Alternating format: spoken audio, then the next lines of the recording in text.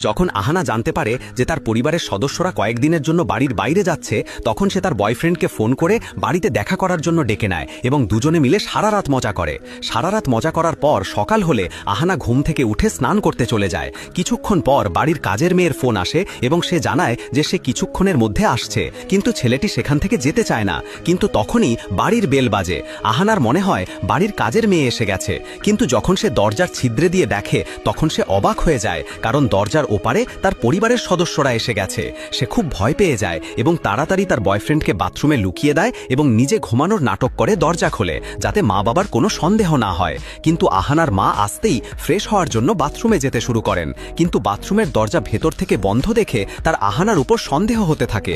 তখনই আহানা সঠিক সময়ে এসে তার মাকে বলে যে ভেতরে আমার বান্ধবী ফ্রেশ হচ্ছে, এবং এই বলে সে বিষয়টি এড়িয়ে যায়। এখন সারা দিন ছেলেটিকে আহানার বিছানার নিচে লুকিয়ে থেকে রাত হওয়ার জন্য অপেক্ষা করতে হয়। রাত হলে যখন বাড়ির সবাই ঘুমিয়ে পড়ে তখন আহানা তাকে চুপি চুপি বাইরে বেরোতে বলে, কিন্তু তখন কোনো ভালো মানুষ তার দরজা বাইরে থেকে বন্ধ করে দিয়েছিল।